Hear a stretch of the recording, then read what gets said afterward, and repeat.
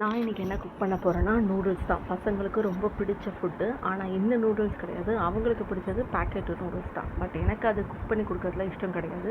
என்றைக்காவது உடம்பு முடியலன்னா நம்ம அந்த மாதிரி ட்ரை பண்ணலாம். ஸோ ஏதோ ஒன்று. ஆனால் என்ன தான் நீங்கள் அதுக்கு வாங்கி கொடுத்தாலும் ஒரு ஃபுல்ஃபில்லிங்காகவும் இருக்காது, டேஸ்டியாகவும் இருக்காது.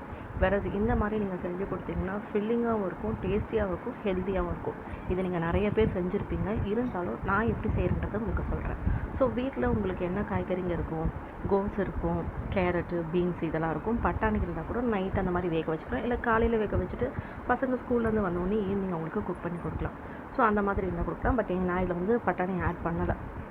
எல்லாத்தையும் போட்டு வதக்கிட்டேன். ஆனியன் ஆட் பண்ணிக்கணும். இஞ்சி பூண்டு பேஸ்ட்டு மெயின். ஏன்னா அதுதான் டேஸ்ட்டே கொடுக்கும். பிரியாணிக்குமே சரி, இதுக்குமே சரி, இஞ்சி பூண்டு டேஸ்ட் தான் டேஸ்ட்டு. உங்களுக்கு வந்து வேணும்னா கூட நீங்கள் சோயா கொஞ்சம் ஆட் பண்ணிக்கலாம். அந்த டொமேட்டோ சாஸும் ஆட் பண்ணிக்கலாம். பட் நான் எதுவுமே ஆட் பண்ணலை. வேணுன்றவங்க ஆட் பண்ணிக்கோங்கன்னு சொல்ல வரேன்.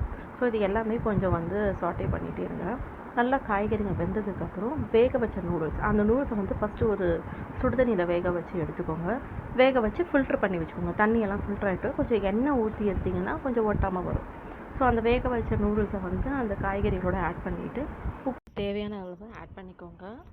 திட்டமாக போட்டுக்கோங்க. அப்புறம் அதிகம் பண்ணிட்டிங்கன்னா ஒன்றும் பண்ண முடியாது. ஸோ தேவையான அளவு உப்பு, பெப்பர் போட்டு நீங்கள் சர்வ் பண்ணலாம்.